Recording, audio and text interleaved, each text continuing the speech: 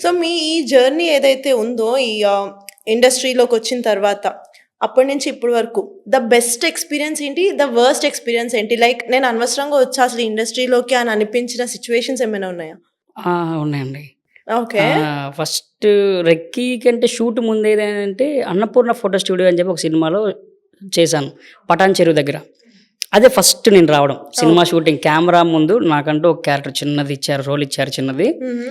ఆహ్, నేను వెళ్ళి వాళ్ళకి ఒక డాబా దగ్గర కూర్చుంటారు హీరో వీళ్ళందరిని. వాళ్ళకి అడగాలి ఏం తీసుకుంటారు సార్ అని ఫస్ట్ అదే నాది. హుహు. సో, నాకు తెలీదు ఎట్లా ఏంటని చెప్పేసి. అటు కెమెరా రావాలి, ఇంకా హీరోలు ఎంటర్ అవ్వాలి. వాళ్ళ తర్వాత నేను వెళ్ళి వాళ్ళకి ఈ డైలాగ్ చెప్పాలి. ఓకే. ముందే వెళ్ళి చెప్పేసేవాడిని. దానివల్ల 4, 5 టేక్స్ అయినాయి. ఓకే. ఆ రోజు డైరెక్ట్‌గా తిట్టారు నన్ను. అది చాలా అంటే చాలా బాధేసింది నాకు. ఇంకా వద్దురా బాబు అని చెప్పి భయం కూడా వేసింది చాలా. అంటే ఓకే. చాలా దగ్గర దగ్గర ఒక 200, 300 మంది ఉన్నారక్కడ. సో, అంతమంది ముందు ఎందుకొచ్చావయ్యా నువ్వు అనవసరంగా దేనికి అని చెప్పేసి.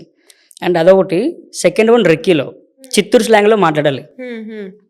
పోలూరి కృష్ణ గారని చెప్పేసి చాలా మంచి డైరెక్టర్ అనమాట. ఎవరిలో అయినా ఎంత యాక్టింగ్ ఉందో బాగా లాగుతారు. చిత్తూరు స్లాంగ్‌లో డైలాగ్ చెప్పాలి. నాకు స్లాంగ్ రావట్లేదు. హ్మ్. అంతే ఇంకా.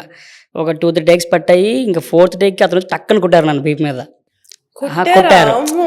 కొట్టారు. ఎందుకొస్తావు అంటే వాళ్ళు ఇండస్ట్రీకి ఎందుకొస్తున్నారు అని చెప్పేసి ఆ రోజు అన్నారు అద మాట అన్నారు. అది నాకు బాగా గుర్తుంది. కానీ అతను కూడా ఒక మంచి టీచర్ లాగనమాట.